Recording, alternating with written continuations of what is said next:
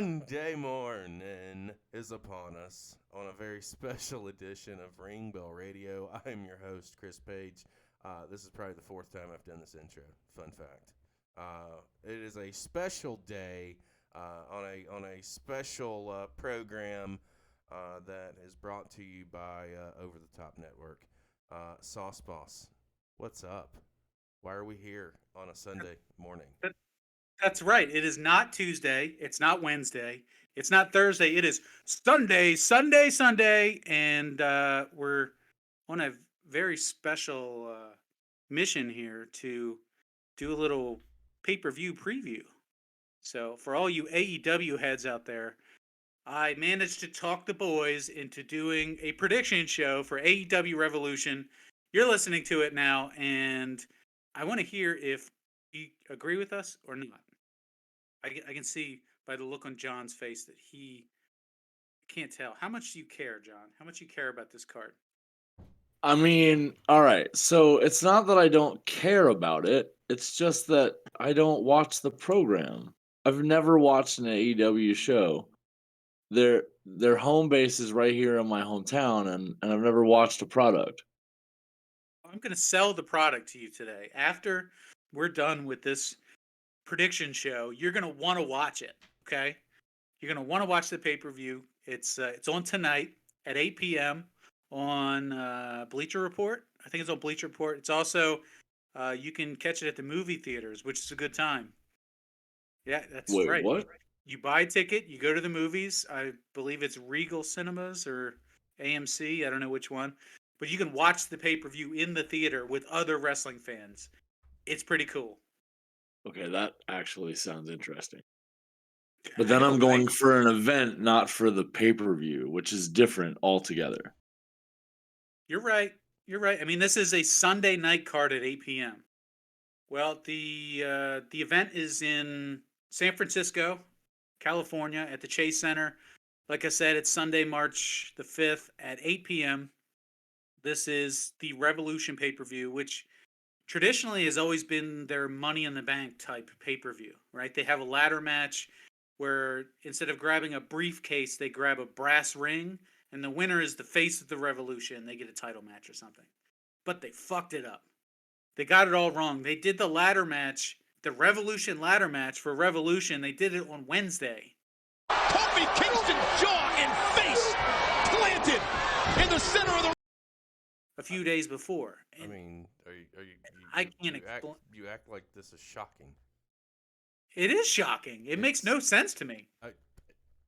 The product hasn't made sense to me for about 2 years. Well, So that doesn't shock me. But I can't argue with you there. For the last 12 months, the product has been a bit of a mess. I blame Cody, not Cody himself. I blame a lack of Cody for the disarray, but also the merger with Ring of Honor and the CM Punk drama with the Young Bucks and Kenny Omega all getting suspended for 3 months. I mean, it's been like one. Yeah, they've had some roller coaster days over there for sure. The headlines have not been all that favorable. They've had a lot of injuries to big names, right? They've had Adam Page and CM Punk and Adam Cole and all A-list guys all came in and were injured shortly after, which maybe you can blame the product on that because they don't hold anything back. They go for it, and that's probably why they have more injuries. I think in the number of years that I was in an indie, and you know how indies are, we go hard and we go in the paint. In the number of years that I did that, I think I may have seen one injury. They've had quite a bit, and maybe they're kayfabe injuries. You don't know exactly. I'm how not. much I'm of not it- saying that they. I'm not saying that there aren't injuries because there are. In other Sure. indies, I know of that there are plenty of injuries, but we only had to ever take one person to the hospital for anything. Yeah. So let me set up this match, this Revolution ladder match. Something that they've used in the past to introduce a new signing, right? They'll have a mystery wrestler that comes in, just like the Money in the Bank. They will have they'll have a mid-card guy who they're setting up for a push, and all they have to do is climb the ladder and grab this ring. The ring itself, I mean, it looks like a golden inner tube. It's kind of corny, to be honest. The match itself is it's a better match than what you'll see in WWE. Like the spots that these guys do are insane. Takeshita hit a blue thunder bomb off the top of the ladder onto the ring on a guy named the Commander, who's a luchador from AAA, I believe. It was a nasty bump, and I mean, it was a Commander's the beautiful. one.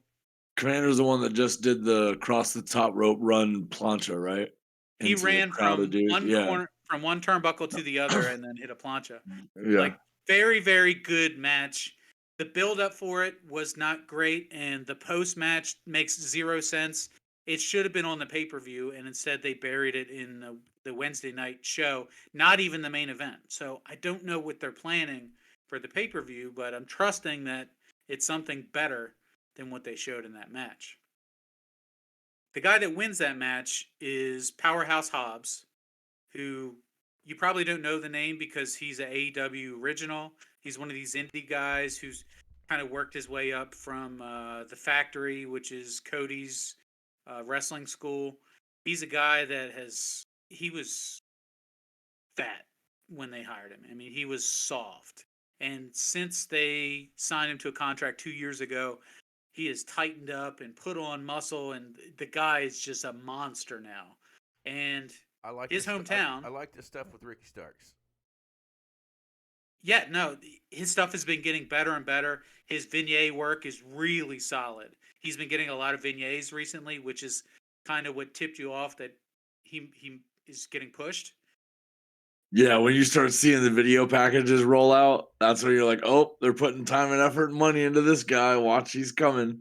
That's right. So the Dynamite show was in his hometown, which I believe is also San Francisco. I don't know. I may be wrong about that. It may be some other city on the West Coast, but the pay-per-view is in San Francisco. So maybe they booked him to win that match because he was in his hometown and they weren't going to be there at the pay-per-view. For whatever reason, Hobbs went over in the match, and I don't think he got a lot of offense in the match. He just came off looking really strong in the match. I didn't watch So the anyway, match, that's I'm not 100%, but we do have clips going, guys. So you've seen us throughout the episode. there you go. I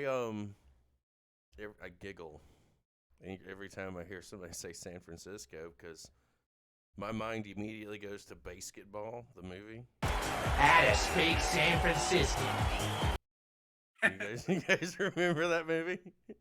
Yeah, I know where you're going with this. You know where I'm going, so it's just that scene pops in my head. So go ahead and do you want to tell the people what the name of the team is in San Francisco in basketball? I don't remember. You don't. Well, I'm not going to say it, so we can just move on. Oh wait, yeah, I do, but I'm not going to say it either. I think. Okay. So sorry. Okay. In addition to the Revolution ladder match, which will be missing from the pay-per-view, right? Like, we cannot ignore that elephant in the room because the match for which the pay-per-view is named for is not happening on the pay-per-view. That's Booker of the Year There material.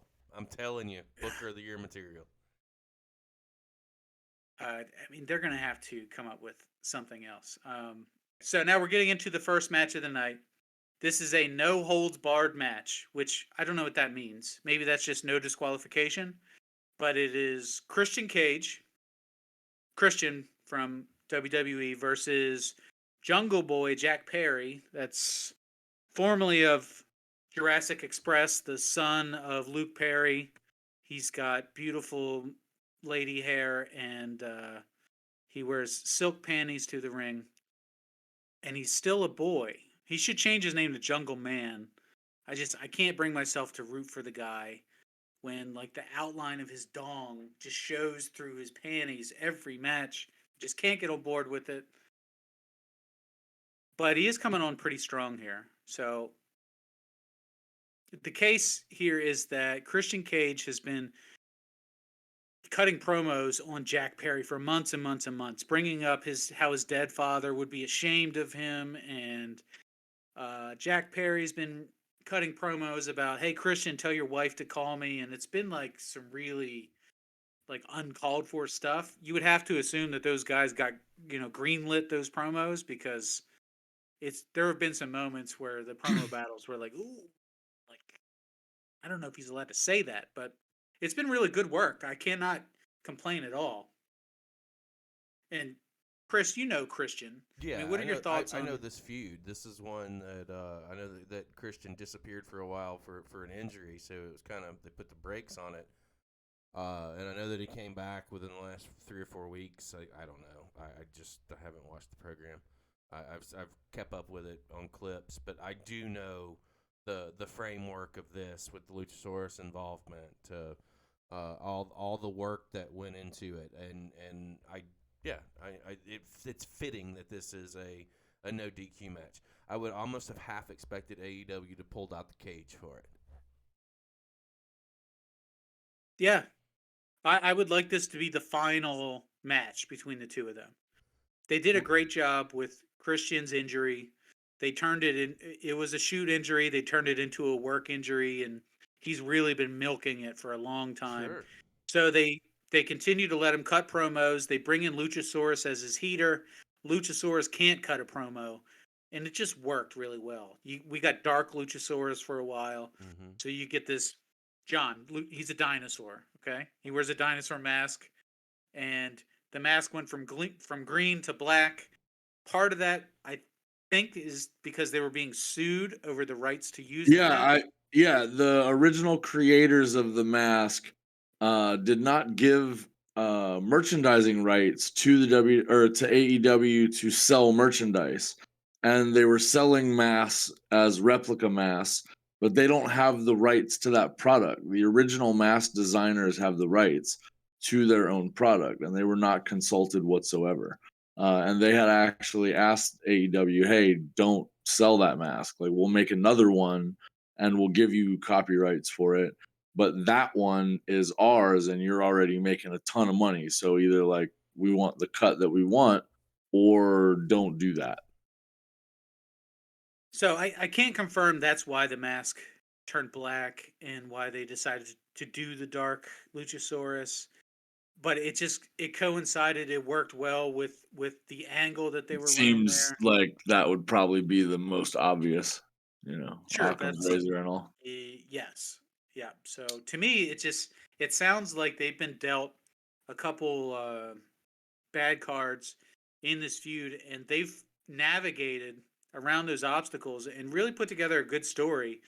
There's a reason it's the first match on the card, because it's got heat. It's got real heat on it. And I don't care who you are, if somebody tells you your dead father is ashamed of you, like that's that evokes a guttural response from just about anybody who has a father, Christian Cage, Jack Perry. I'm gonna go with Jack Perry to go over here. Well, I'm in the same boat. If this is indeed the end, which it should be, it has to end with a happy ending for Jack Perry. And I believe in their other encounters, Christian's up on him. I think Christian beat him once before. Yeah. So it's time for Jack to get his comeuppance. I think Jack Perry's going to take this. John.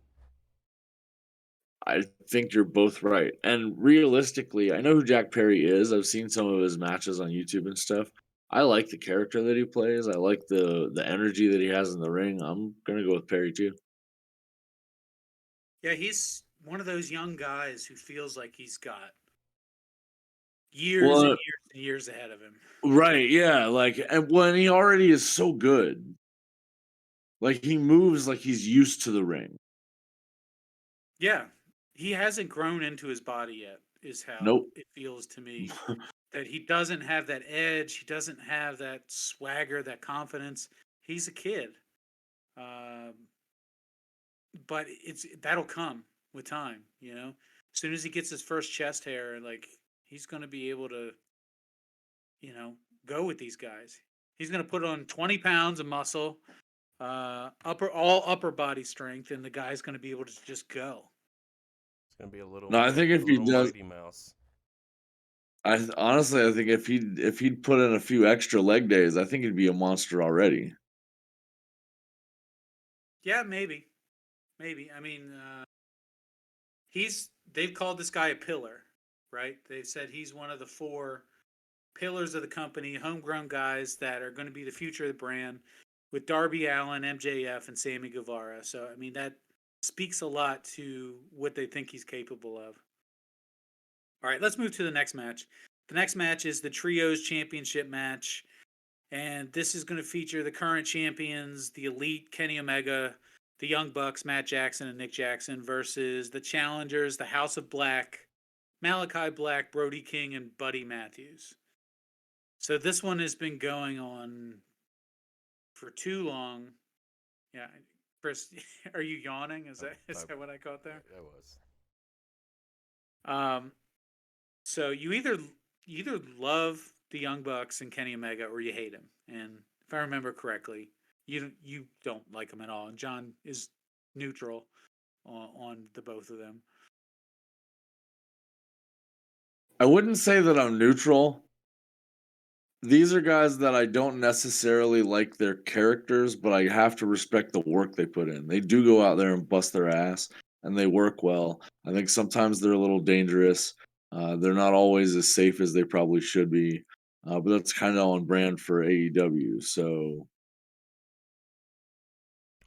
what they have working against them is that they were the inaugural champions of the belt. I believe they were the inaugural champions, or they just won them right before they were suspended for getting in a backstage altercation. Same night. Yeah. So they get the belts. They get in a fight with CM Punk. There's a dog involved, and somebody's girlfriend is involved. And I don't know that the details are fully fleshed out just yet, but they all get suspended for 3 months. They're off TV, no matches. There's no YouTube shows. There's no Being the Elite. And the fans are just left thinking, well, when are they coming back? Are they ever coming back? What's going on? What happened? Like, give us some answers. When they do come back, they get into this best of 7 series versus the Lucha Brothers and Pac. While that's a great match, it's not 7 great matches. yeah, I don't know that I could book anybody in a best of 7 series and have it be great all the way through. I was done with it. Like anybody. I was done with it in 2. I was done yes. with it. So because everybody knows. I'm sorry. I'm in the. They're going. Let me speak on this real quick. I'm on the same boat of John. Like, I'm not fans of the Young Bucks and Omega in the ring, but I respect their abilities. We've had this conversation. I feel like if you're partaking and running the company, you probably shouldn't be occupying a spot that could be better suited for other people on the 900 football squads that are on the roster. But yeah, 2 matches with the best of 7, and I'll go ahead and make my prediction off rip just to save you, and then you can go into selling John. This is probably wrong, but I'm definitely going with House of Black just because I'd like to see anybody with gold other than the Elite. Well, you're not wrong. They put the belt on the Elite because they, when you put a belt on somebody, you do it for one of 2 reasons. Either because they're going to elevate the belt, or the belt's going to elevate them. And this is a clear case of them thinking that by putting the belt on these guys, you could elevate that belt and make it mean something. The problem is, immediately they went and did the opposite by having it defended 7 times in a row against the same team. Where's the division? Where's the rest of the Trios division? There's 2 teams, just the same 2 teams every night. And everybody got really bored. They killed the belts before they ever even got to use it. Like, just bad booking, in my opinion. Hey, Now, the I'll have you know that is the Booker of the Year, Mr. Tony Khan, you're talking about. That's right. Okay. He may be the Booker of the Year, All right, I'm just but making sure. who's he competing against? Who's Uh, he competing against is the question. Like, the Aaron- bar is not that high to surpass. Ooh. So that would be my guess. Well, who do we have? Pew pew pew pew pew. Oh, you got to finish selling John. No selling for me. I think there's only one option for them to go with the background of what's going on with it, and I think that realistically, House of Black has to win. If they don't, then you've got stagnation, and you've got the same old, same old. I think they really only have one option here, and it's go with House of Black. You're absolutely right. I mean, another trios match with the Elite. It's like, well, who are they supposed to face now? Yeah, I don't know. Well, I mean, You they know? would throw. I mean, you have the they same could- problem. They could throw the best friends in there. But Orange Cassidy's hung up with the Six Flags belt, so it doesn't make sense to put a belt on two people. I know they did it with Pac when Pac and had got the trios titles when the suspension happened, but Pac lost the All Atlantic Championship within 2 weeks. So, Spread the gold out. yeah. Just get it off the Elite, get them off TV. Let them focus on actually getting the company together, because that's if I have money invested in this, that's kind of where my head's at. It's a runaway train right now, and not The other side of this, not a soul the X factor here that we're not talking about is when they signed out Malachi Black, Aleister Black. There were promises made that, hey, we're not going to underutilize you, and we're not going to bury you in the mid card. You're going to be a star here. We're going to let you use your creativity and do some different things that you haven't been able to do before. They have to pay this guy with gold. He hasn't had a match for the TNT Championship. He hasn't had a tag team championship match. It's time to put gold on this guy because he's a champion. Everybody's been dying to see it. I don't think he was champion in NXT, and he certainly wasn't champion in WWE. I mean, it's got to happen. Everybody wants it to happen. The he's an amazing character. I mean, to me, he's what the Fiend could have been if he were a better wrestler in the ring. Like, it's in that they're cut from that same cloth, a little bit of spooky stuff, lights out and all that stuff, which is great because it's such a different product than what everybody else is offering. So you put the belt on those guys, and now all of a sudden you've validated the House of Black and what they're doing. The three of them plus Julia Hart as their fourth, and now all of a sudden, like, they're not just all talk. They're just not all, dark poetry and lights out and makeup and black mist. Now it's like they're the champs. What can you say about them? It's got to happen, and the crowd will pop for it. Oh yeah.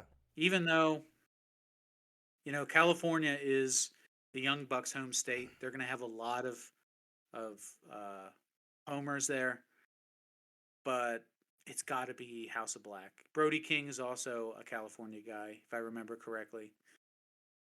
And, well, Malachi is from Europe, so he doesn't quite fit that mold. But, I mean, I'm picking House of Black.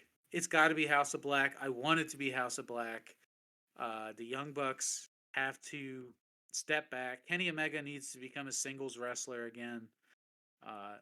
Everything's got to happen there. And they're putting it as the second match of the night, which tells me it's going to be a pretty convincing win as well, that the House of Black are going to come out looking strong. Maybe Kenny Omega even takes the pin here just to help sell that point of, wow, these guys are serious. Like, they're very good. Chris, you're saying no. There's no way he would do it. Absolutely not. He just picked up New Japan's U.S. strap. There's no way he's losing on pay-per-view. Oh, yeah. You're interested. You're right there. No way. They cannot make that belt. They can't diminish that belt. that would not be cool. So I'm gonna say it's Nick Jackson taking the pin to Malachi Black as my call should for be. the extra point. That's how it should be booked. All right, next match is a triple threat 3-way match between champion Jamie Hayter, Saraya, formerly known as Paige, and Ruby Soho, formerly known as Ruby Riott. John, do you know their work? Are you familiar with their work? I know about them, and I already have an opinion about this match. This is the only women's match of the night. And what they've done in their women's division has been pretty strong for the last 3 or 4 months, with Britt Baker and Toni Storm, and there's a couple other. If I were the booker here, I know that there's a large section of fans that want Jamie Hayter to retain the belt, so that it is a play. But if I'm the booker, I want to see Saraya take the belt and have an angle with it for a while, where her and Hayter run a bout for the belt. So who are you picking? You're picking Saraya? I think Saraya takes a pin on Soho to win the title, Saraya wins. Okay. but I think she pins Soho to do it, so Yeah. that it leaves claim and strength on Hayter to keep running for the title. Yeah, I mean, when you book a triple threat, it's usually done to exchange a title without Mhm. making somebody look bad. So it does feel like Soho was just kind of thrown in at the last minute. Unless they're gonna play the Soho wins with a pin on Saraya, and then Soho and Saraya do a thing while Hayter's doing something else. Those are the only two booking angles that I can see coming out of the match. Unless they just keep the belt on Hayter. Chris, what do you think about this one? Or would you like me to go first? I think you all make logical points, but I'm gonna go with the dark horse, and that's Jamie Hayter. And I say dark horse because it is set up for a title change, and I don't want to have everyone pick the same fucking person again. So I don't think Ruby's leaving with the belt.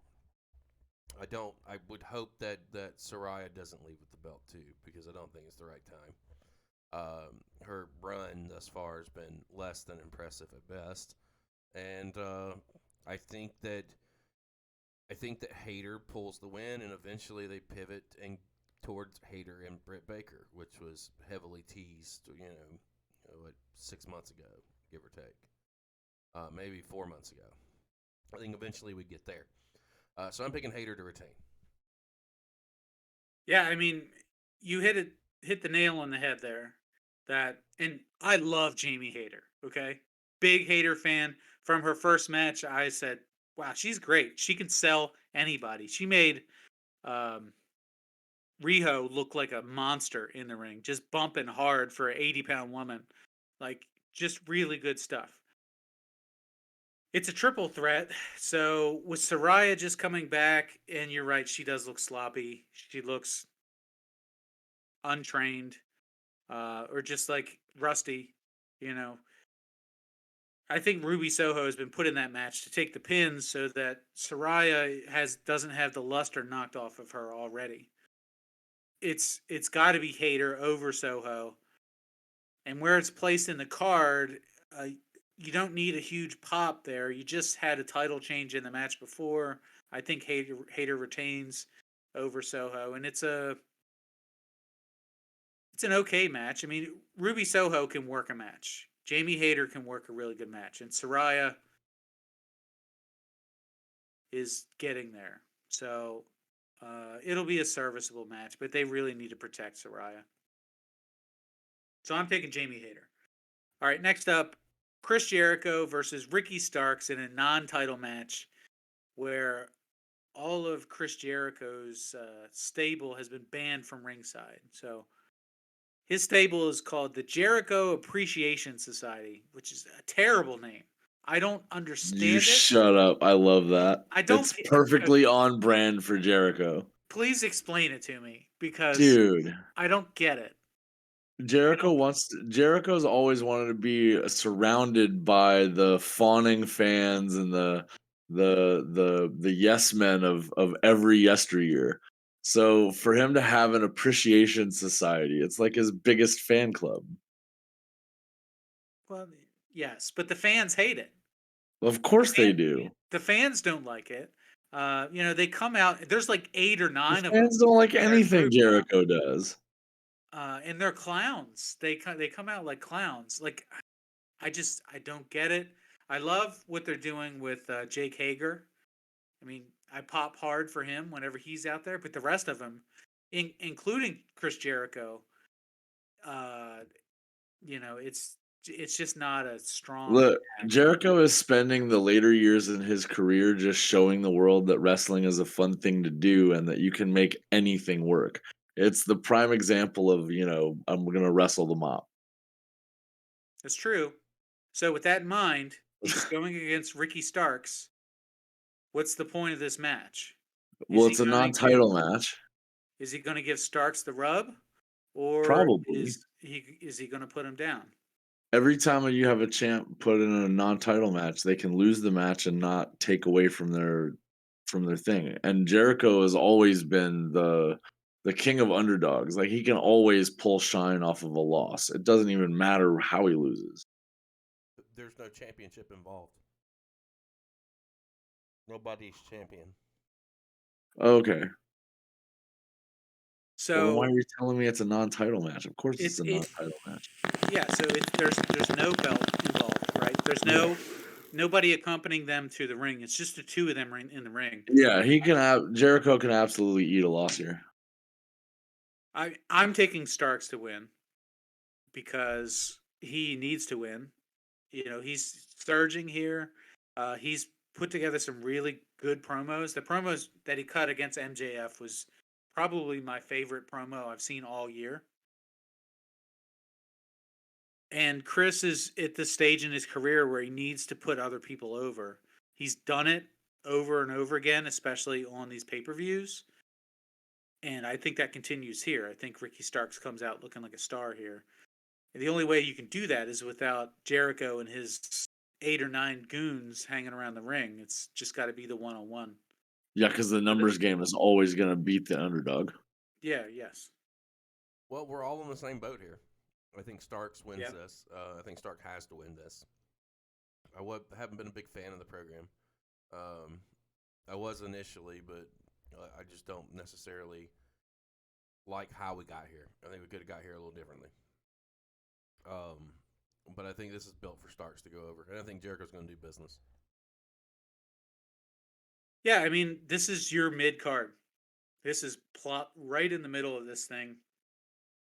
They don't have to do a whole lot. They just need to give the win to Ricky. I mean, I don't know what else you do with it here. It needs to not steal the show. It needs to just be a serviceable match. It needs to be technically sound, but you don't need any high spots. You just need to have a good finish, and they should be able to pull that off. I mean, they're certainly experienced enough for it. All right, next match. We've got 4 more to go here in a championship match for the AEW TNT Championship. Samoa Joe versus Wardlow. And Wardlow got a little haircut recently. He no longer has the Jason Momoa man bun. Now he's just clean cut. And he kind of looks like a doofus, if you ask me. Well, did he get the haircut right before they started putting video packages together for him? I think so. Well, Samoa Joe took his hair. Hell. Okay, Yeah. so that's part of the story? Yes. Yeah, so Samoa Joe cut the ponytail off, which I assume when that happens is because the wrestler wants to cut his hair and they need to explain it somehow. So that's how they did it. Samoa Joe has 2 titles right now. He's got a Ring of Honor title, which he's defending next week. And they just started pushing Ring of Honor back on TV? Yes. Oh, yeah, this seems like a no-brainer to me.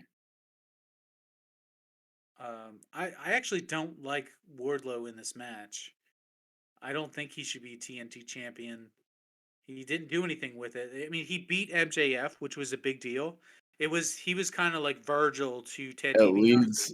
leads me to think that this means that he'll be an interim champion as a way to move the belt to somebody they actually want to feud with him. Yeah, I don't know. I mean, I hope he's a transitional champion where they just use him to put the belt on somebody else. I would. It should be Miro, but I think Miro is gone. Um, there's a bunch of other guys that deserve to touch the gold. I don't know who's next in line though. Well, I think for me, Wardlow wins this match. Joe goes over to Ring of Honor, does his thing there. I think that AEW completely fucked up Wardlow's booking by putting the belt on him in the first place. I think he's one of those cats that, just to me, I wouldn't have booked him anywhere but the world title scene. Because he was over at that point. The MJF feud, he was over like fucking Rover. Yeah. When he won the TNT Championship, it just all kind of started to die and dwindle and dwindle and dwindle. And to where we are now. I don't think he needs it, but I think that they're putting it on him. Maybe this time around they do something with it, but again, the problem with putting a belt on anybody is you have to beat them to take the belt off of them. So it's gonna come down to who's gonna do that. Unless maybe Powerhouse Hobbs. I think he would be perfect for that role right now. Maybe he cashes in his Revolution because they had that 3-way angle. Maybe he cashes in the Revolution deal on Wardlow afterwards and takes it off of him, and they go and do another program. But then you run the risk of beating Wardlow too often. That's another problem with the story in general. So I don't know. We'll see. Wardlow wins, in my opinion. Yep. I've got Wardlow also. Same.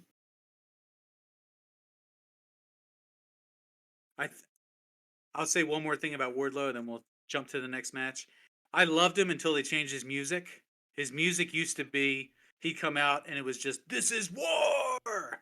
And I was like, hell yeah. And now he comes out and his music is not the same. And his tagline is, "This is Wardlow's world."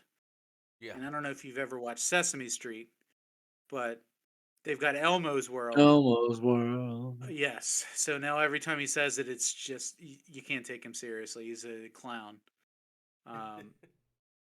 If he just kept coming out and just bringing war to the ring, he would have been fine. But now it's, I think he's lost the crowd quite a bit. Well, isn't that special? And I do love Samoa Joe. I wish he could keep it, but he's got to save that Ring of Honor brand because it's trash right now. All right, number 3. The 3 more matches to go. The next match is a Texas death match, which, that can mean a lot of different things, but the way I understand it is that after you get pinned, you have a 10 count to stand back up. Is that correct? Does that sound right? That's the structure of the rules. That's the original Texas death match.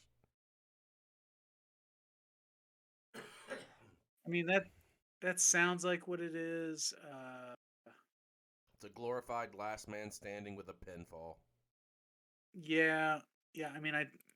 Okay, so let's say that's what it is.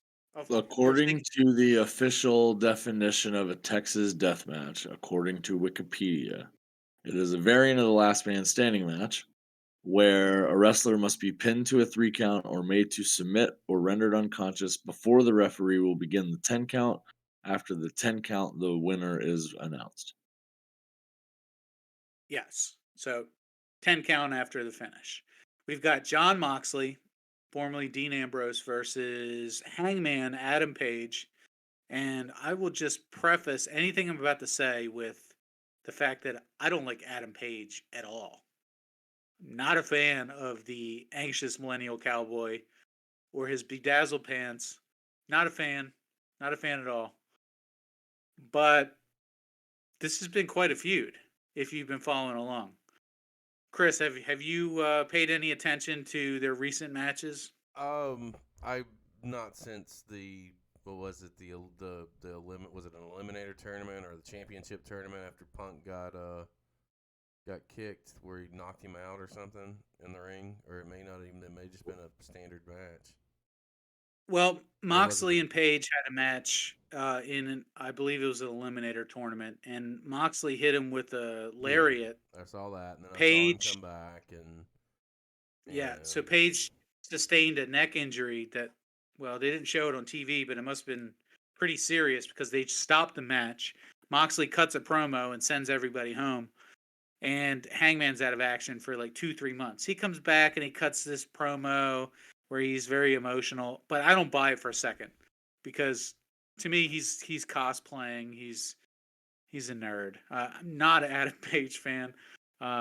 Moxley, on the other hand, he cut a promo the other night after his match. He's cut open. Of course, he's always cut open. I think he gets busted open at the grocery store, right? He's busted open. He's cutting this promo on the steps of this arena, and he's bleeding all over the staircase. I mean, it's buckets. It's a gusher coming out.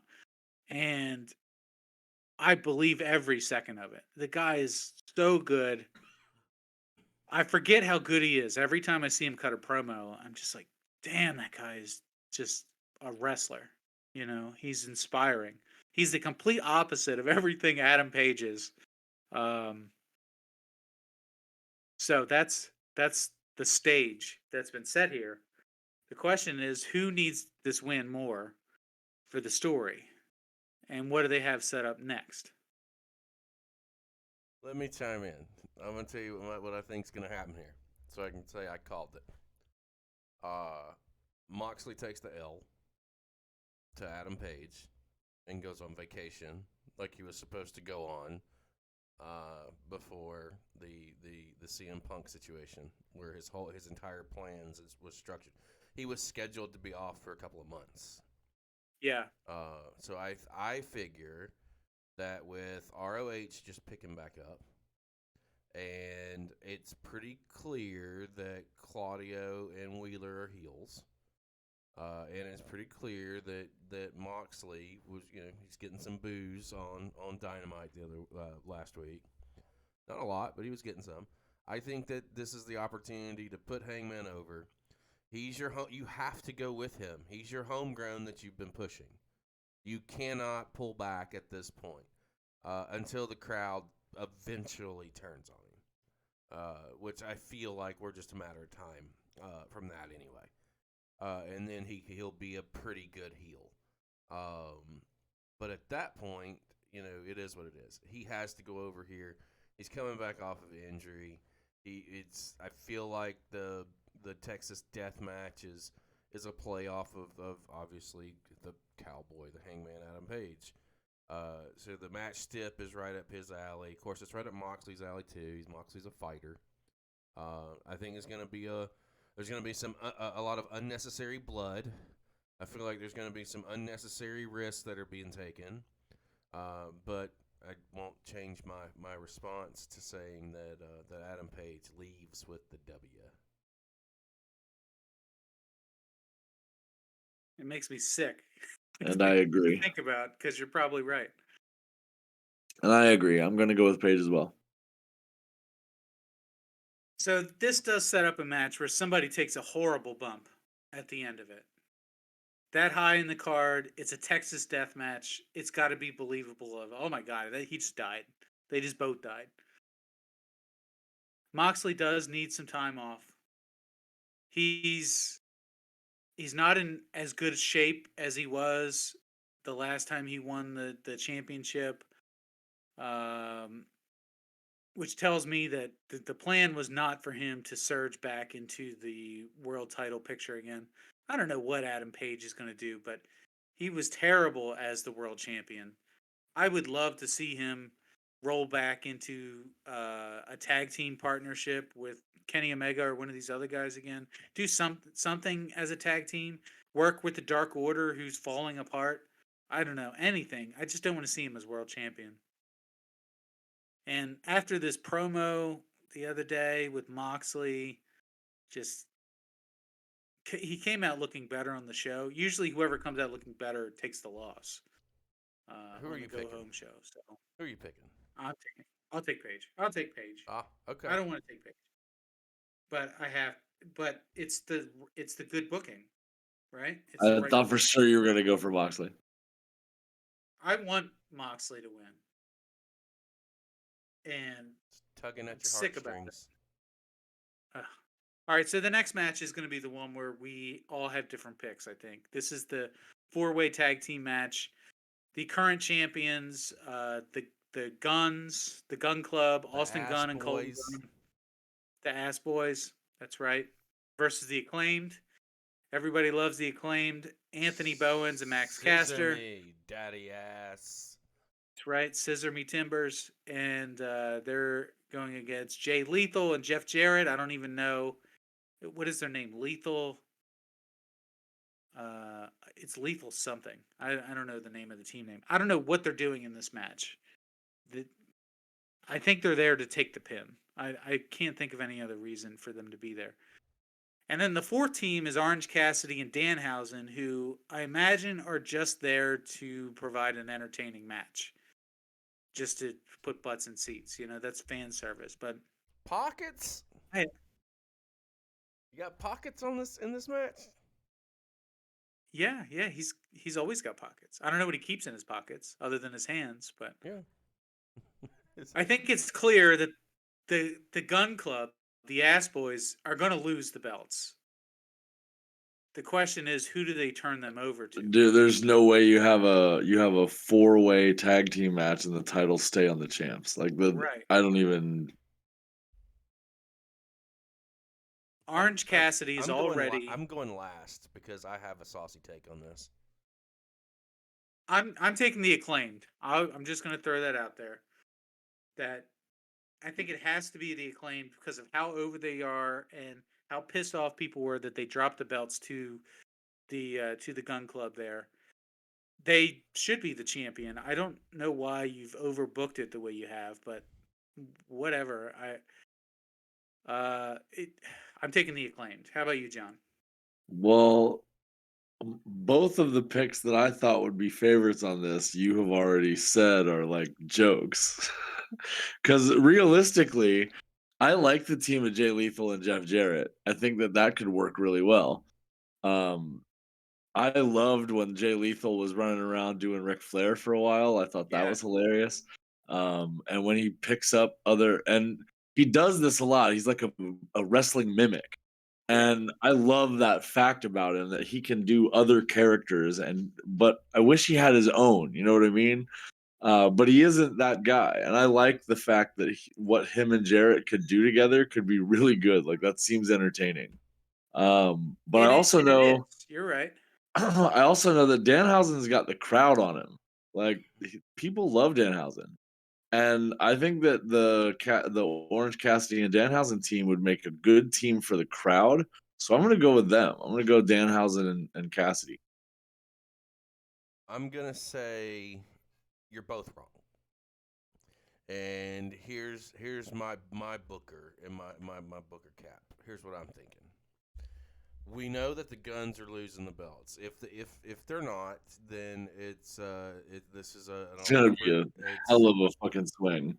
Well, if the Guns retain, the crowd's shitting all over it. Facts. Oh yeah. Which it is possible, but I don't see it happening. What I also don't see Orange Cassidy and Danhausen. I don't see double gold going on Orange Cassidy. Correct. So I think those are your smoke and mirrors for the entire contest. Now, I listened to Jeff Jarrett's podcast, and I know that there's, whether it be work or whether it be real, there's heat between he and Max Caster, for comments made in a rap about his wife Karen was dropped in it. And so was Kurt Angle for that matter, and like there was a lot of back and forth negatively. It led to a meeting with Tony and Max and I guess Jeff, from my understanding, according to the podcast, which can be a work as well. 'Cause it's just Allegedly. allegedly, it's another avenue to tell a story, right? And we know that they had the 2-match deal with the Acclaimed, and both matches kind of ended a little shady with Aubrey Edwards either getting involved or not being in the right place at the right. Something happened, and there was a way out. I think Jay Lethal and Jeff Jarrett win the tag titles, and I say that because the Acclaimed are super fucking over.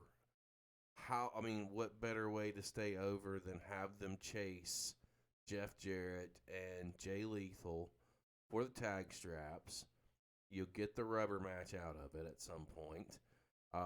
There's already a story that's there, and whether people like Jeff Jarrett or not, he can get some heat on live TV. Whether it's go away heat or whether it's antagonizing heat, he gets it done. He gets the reaction that you want, and I think that will only further solidify the Acclaimed when they defeat them, definitely, and for the tag straps down the line. I think you give Lethal and Jarrett a run for maybe two pay-per-views and set up a big time deal, but in the backside you've got to have something for Max and Anthony Bowens to kind of sink their teeth into while they're on chase mode.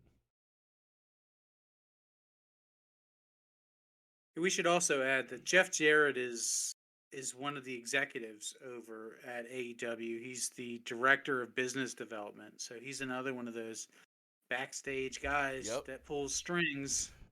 What if we see all of the guys in the office holding titles coming out of this pay-per-view? Well, in Jarrett's defense, he was not an office man initially, if I'm not mistaken. He came in and to do some stuff, or that could have been a part of the deal that was announced after the fact. But still, not a good look. And if I'm saying it about the Bucks, I have to also say it about Jarrett. But I think in Jarrett's case, it would be a shorter term deal for a longer term. It'd be a transition. Yeah. Yeah. And I think that Jarrett would knowingly do business and do what he needed to do to get to put the Acclaimed over in a bigger, high profile match when it matters. And he would probably take the pin. Yeah, this is a cluster. I mean, I That's would why like to it's see there. those guys. You've got a lot of smoke and mirrors, but I feel like regardless of who takes the pin, I feel like Jarrett and Lethal are going to leave with the belts. If I would they really don't, like to see those. If they don't, I wouldn't be surprised to see Lethal pivoted back over to Ring of Honor with maybe Jarrett or something. I don't know, but I see that possibly happening too. Yeah, that's what I was getting at with the Ring of Honor taking off. It seems like a good time for those guys. I mean, Jay is a Ring of Honor legend, and with Jeff being a business development guy, that product sucks right now. They need to figure out how to make it accessible to people and make it entertaining and get people to show up to the damn thing. I'll parlay it. If the Acclaim go over, I feel like they will beat either Jarrett or Lethal to do it. And if that's the case, then ball game, feud's done. And we can probably expect Lethal to pop up at Ring of Honor. Yeah, I mean, I can see Jarrett taking the pin, getting hit with his own guitar or something like that. Yeah. All right, let's roll into the main event. Unless John's got something else for us. No, I think you guys are spot on for that.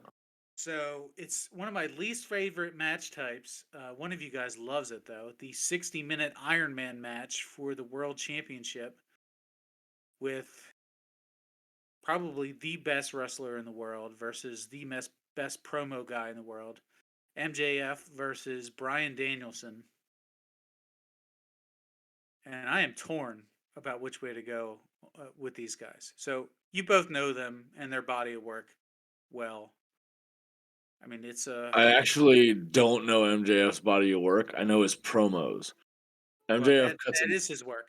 Okay, so my question is, if your body of work and the best thing about you is how well you can cut a canned promo or how well you can do an in-ring, are you ready to go an hour with Bryan Danielson?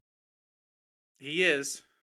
I He's mean, he's got the body for it. He left for 6 to 8 months and came back, and he looked like he was a Greek god. I mean, he was soft when he left. He came back that's and he looked great. like the world champion. That's great. You He can can be go. toned as shit, but that doesn't mean that you can last an hour in the ring with arguably one of the best modern day wrestlers out there. So he can go. He's not one of these guys that does a lot of flips, and he's not taking a lot of risks in the ring. His longest AEW match thus far has been 38 minutes, and that was with CM Punk. So if you're going to go, that's respectable. if you're going to go 60 minutes with somebody, you would want to go with a technician, with a ring general who knows exactly what they're doing. And if Bryan Danielson isn't the best one that there is, I don't know who it is. I mean, he's got to be in your top list. Like, Right. if you look at the body of work and the matches he's done and some of the spots that he's thrown in places that were just ridiculous, like, that man knows his way inside of a ring. That's his house. So what this match boils down to for me is what happens next after the match is over. And I'm trying to imagine in my head, who would MJF face next? Who would Bryan Danielson face next? And I just can't connect those dots. I can't remember who's next in line. Chris, can you fill in the blank here? I mean, where do we go after this? Well, I'll just say there's a lot that could happen here. A lot. Just saying. No. I don't know if you caught that. No, I didn't. Speak to me like I'm 5 years old. I just Well, okay. Spell it out. So here's where I'm at.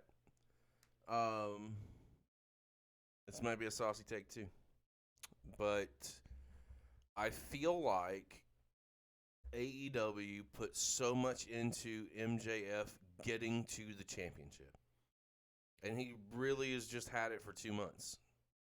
That's it, 2 months.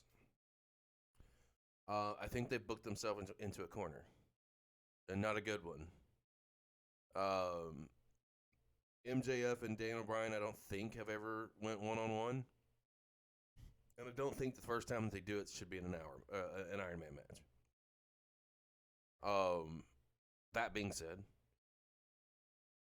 they don't have a choice but to stay with MJF and stay the course, right?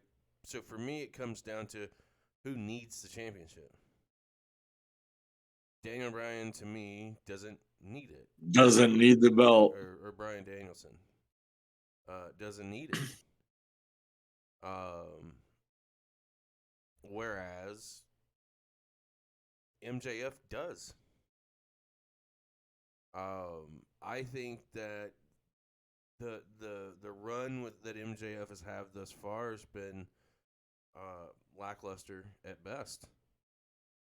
I don't think I wouldn't agree with that. Well, I mean, he's had a match with Ricky Starks, that was good for Starks.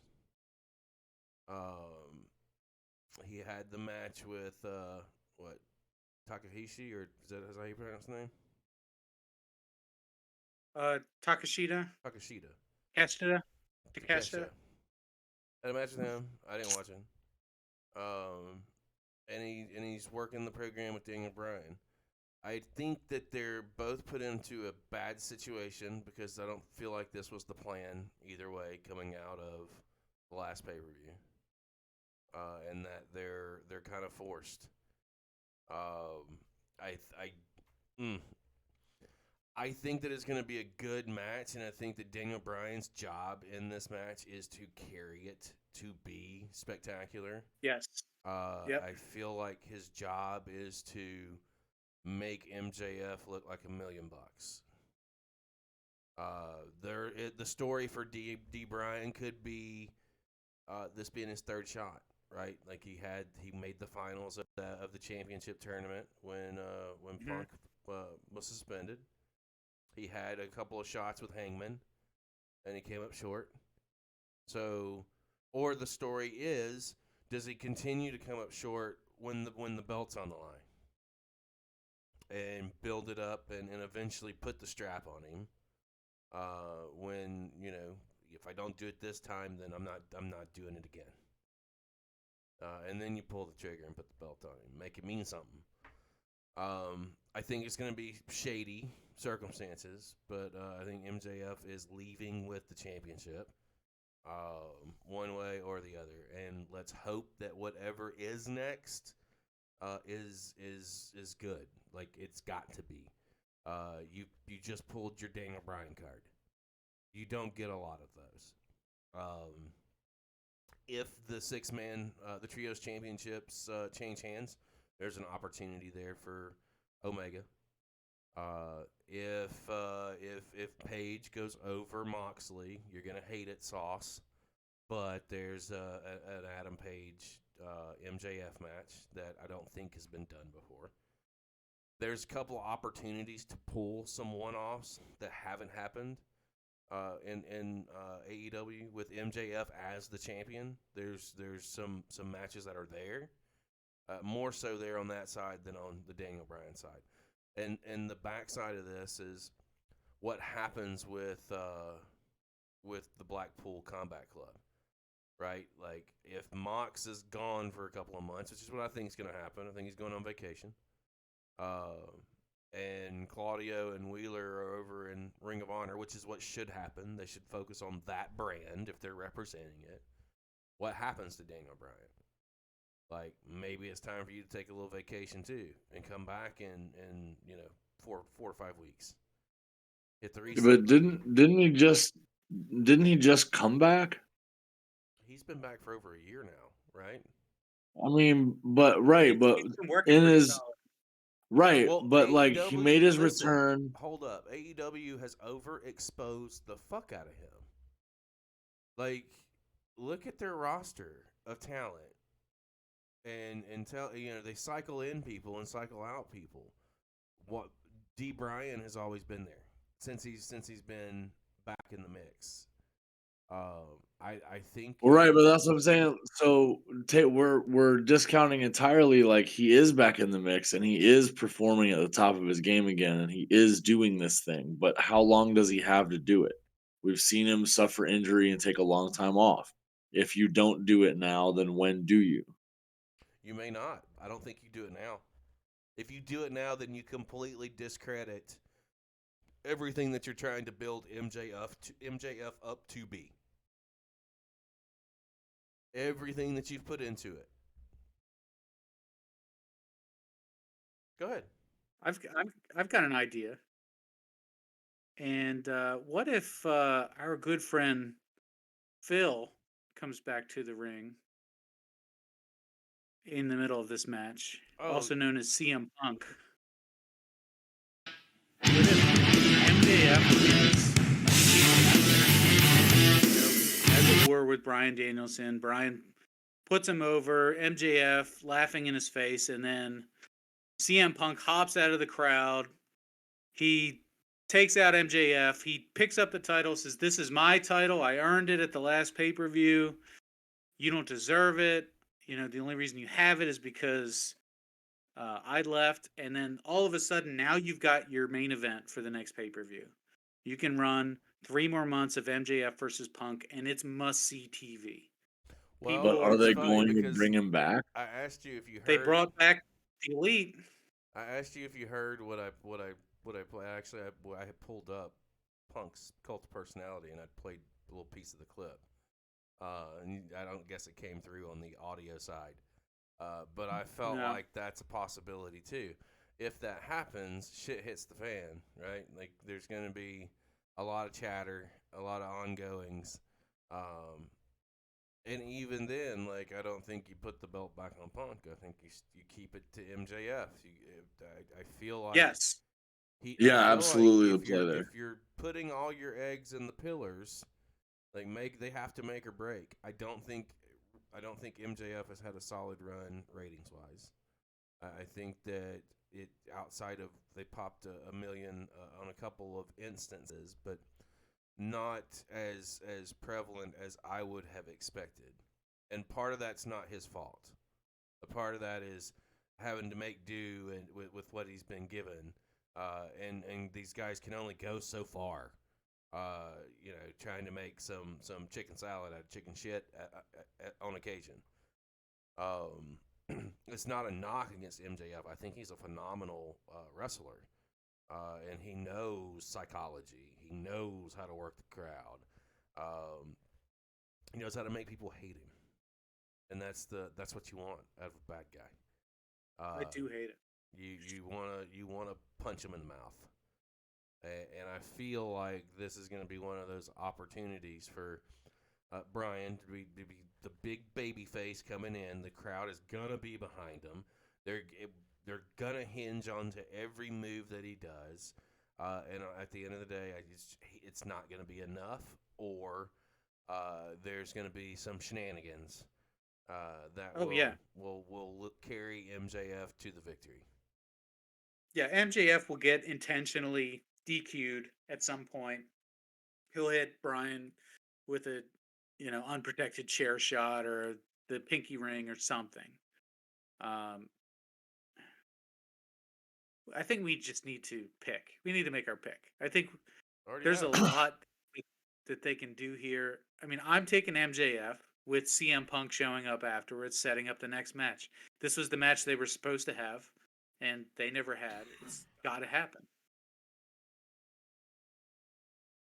John, what do you think? I want to go Danielson, but I think you guys are right, and I think MJF holding the belt makes more sense from a Booker's perspective. So I'm just going to go with MJF. Yep, MJF for the win. Yeah, this company does not transition the world title. Everybody that gets it holds it, and it's too soon for him to drop it. So if you're going to have him retain it, you got to put him with guys that make him look good. And well, I mean, that's a no-brainer. Absolutely. If he drops it, then you can knock that pillar out from underneath the foundation and replace it with somebody else. Because that tells me as a fan that you have thrown in the towel on what was one of your biggest experiments as far as homegrown stars are concerned. My biggest criticism with AEW is they have put a lot of heavy focus on former WWE talent and not focusing on the plethora of talent that they have already snatched up. There's no reason why, and I'm a Jericho fan, there's no reason why Jericho should occupy as much television time as he does. There's no reason why the Young Bucks should occupy as much television time as they do. No reason when you have all these other guys that are just fighting just to get on a dark taping, and that are hella talented. I figure you got to give your homegrowns the opportunity, and if they take it and they fail, then that is a different story. That's where I'm at. well, hey, let's wrap it up here. So we've got our picks here, and whoever loses, maybe we can talk them into doing that one chip challenge. I would like to thank everybody for listening. I hope that everybody enjoys the pay-per-view and that it does deliver. It's not a bust. Elimination Chamber was pretty damn good for WWE, so expectations are high here. And with them sliding out the ladder match, they must have some plans for some amazing stuff. So I hope it's really nice. And maybe if you guys are keen on the idea, we can come back and do another show where maybe we do talk about who we think the pillars of the company should be. It'd be interesting to talk about who are the AEW pillars, who are the WWE pillars, and how you would fantasy book the company if you ran it. So maybe I can talk you guys into that soon. We shall see. We shall see. It has been a fun Sunday morning. John, take us home.